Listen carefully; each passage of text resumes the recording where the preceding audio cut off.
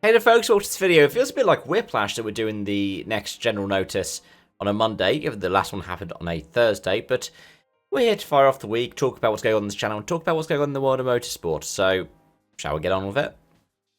And to start off with, as we get into the month of June, the next general notice should be next Monday.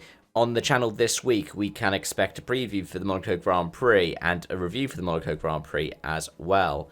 In addition to all of that, we should be looking at Le Mans. We've got a preview for that coming up because I think it's test week this week. The IMSA IndyCar doubleheader in Detroit. Then NASCAR in Nashville. Potentially, supercars for Torpo and potentially Christchurch if we get a chance to watch that one as well. Super Formula for Suzuka. I know I've waited a while to talk about that.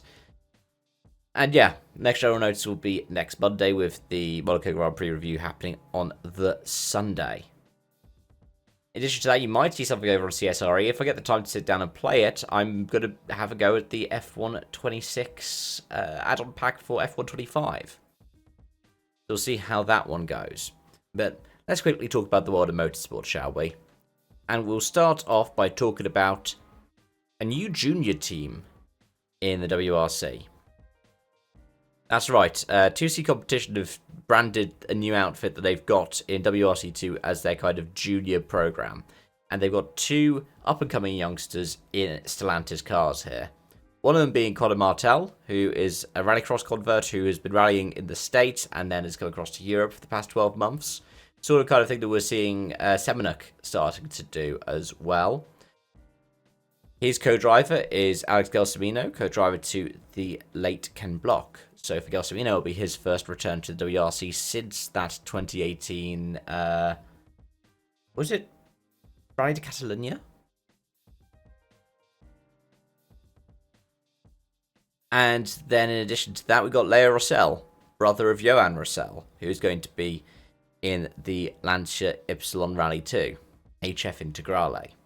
And the 3 rounds they've picked are all gravel. Not only that, but the 3 gravel rounds they've picked are all quite varied. You've got the Acropolis, the next round of the WRC. You've got Finland.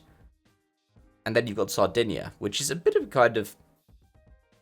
If you could have a halfway house between Acropolis and Finland, potentially Sardinia. You know, it's sort of rough and dusty, but also it's got some high-speed bits, and it's got some bumps and jumps.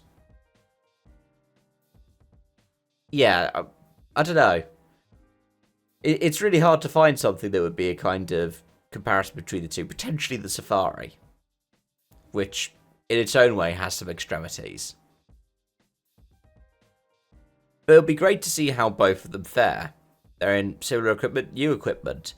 For Rossell, it'll be similar enough as we've seen with Johan, jumping from the C3 to the other Stellantis stablemate in the Ypsilon, which builds on the same kind of stuff that the C3 had to make it successful.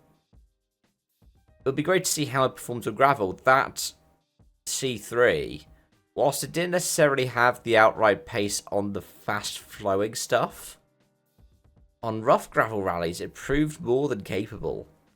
I mean, the Acropolis, for instance, or Sardinia. It just didn't prove to be particularly much of a weapon of choice. Usually, if you're looking for something that's an all-rounder, you'd go for the Fabia. Or, in more recent years, you'd go for the Toyota. Martell has been driving a Fabia prior to this, so it'll be interesting to see how he fares. But all this can only mean good things when it comes to the development of the Ypsilon car. And potentially for the future of it going into next year.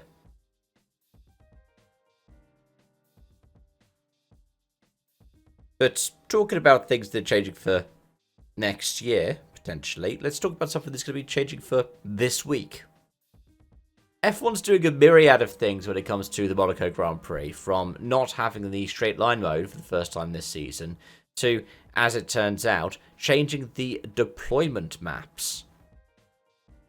So typically for an F1 car, you would find that you would end up seeing the 350 kilowatts power starting to drop off from just below 300 clicks.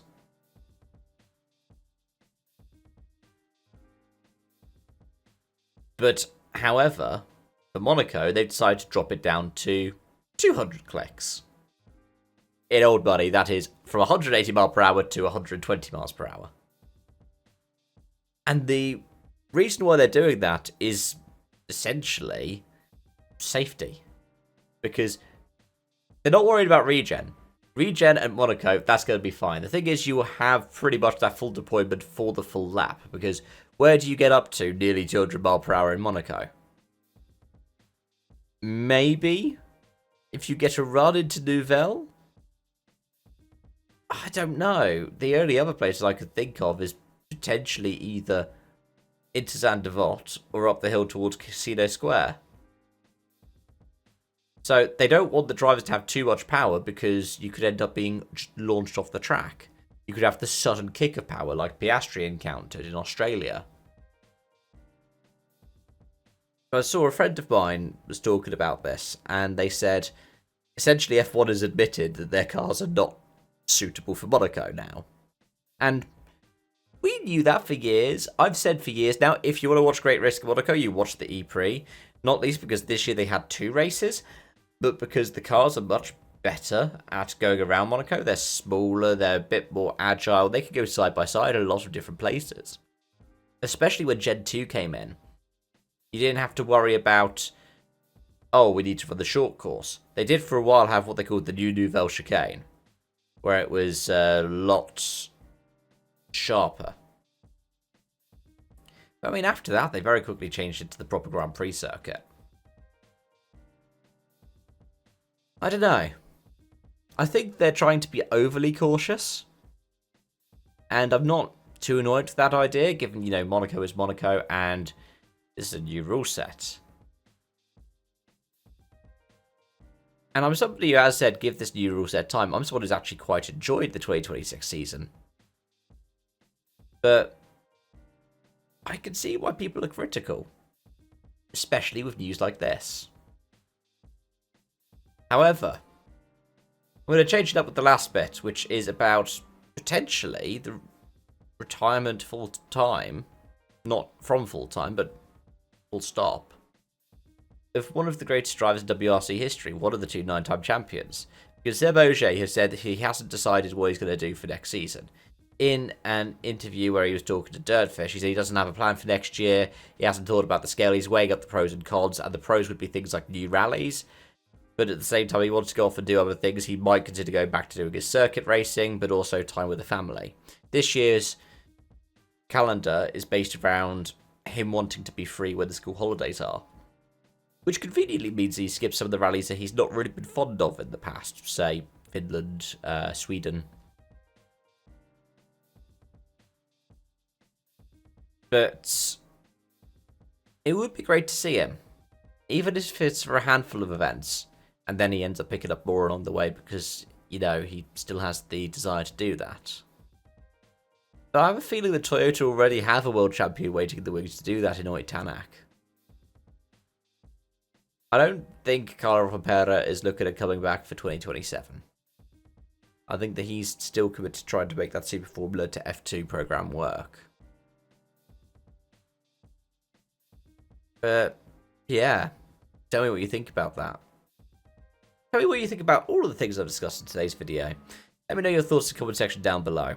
And as always, folks, thanks for watching and joining. Thank you for continuing to support this channel. And until next time, as always, bye-bye for now.